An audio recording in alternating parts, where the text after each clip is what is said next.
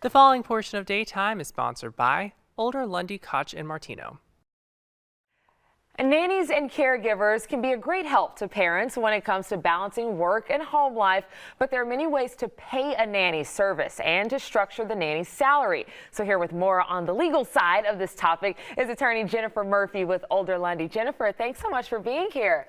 Thank you for having me. Yes, this is a very timely issue even in my household because I am not aware about all the payment structures that exist for nannies. Go ahead and break this down for us. So the one thing you have to consider is how much control you have over this nanny, or it actually applies to any household employee.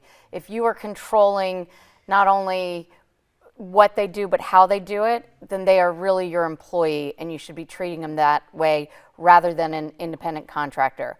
If you hire a babysitter every now and then, one off, okay, that is an independent contractor.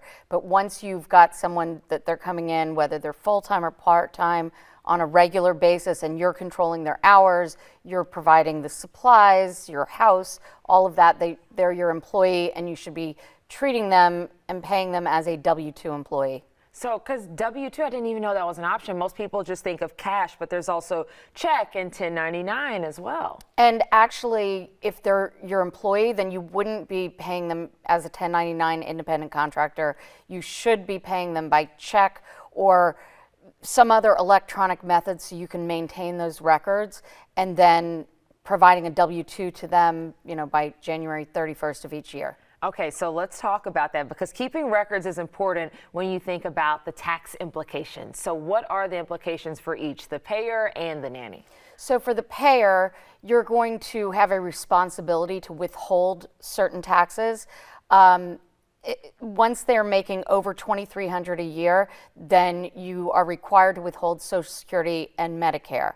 You also have an obligation to pay your share of that. So total on the payer side is 15.30%, but half of that is you're withholding from the employee's pay. So it's 7.65% each. And then you also have an obligation to pay FUTA, which is a federal unemployment tax.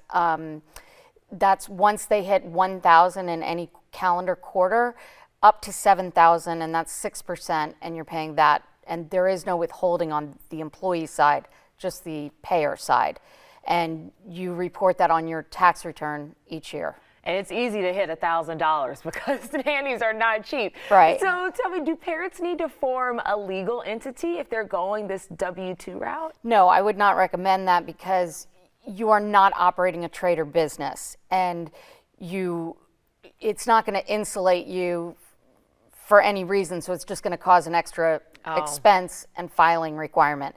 So you're better off just, knowing what your obligations are to withhold and remitting them to the IRS and then the W-2 to the SSA. And there are services that you can retain that help you do this. So speaking of services, if someone's listening right now and they want to reach out to you, what's the best way to do that? They can go to our website, www.olderlundylaw.com, or call the main number at the office and ask for me.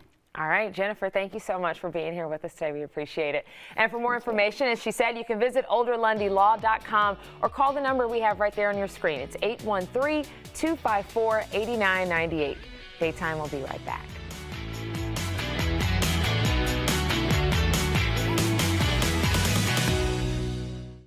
The preceding portion of Daytime was sponsored by Older Lundy Koch and Martino.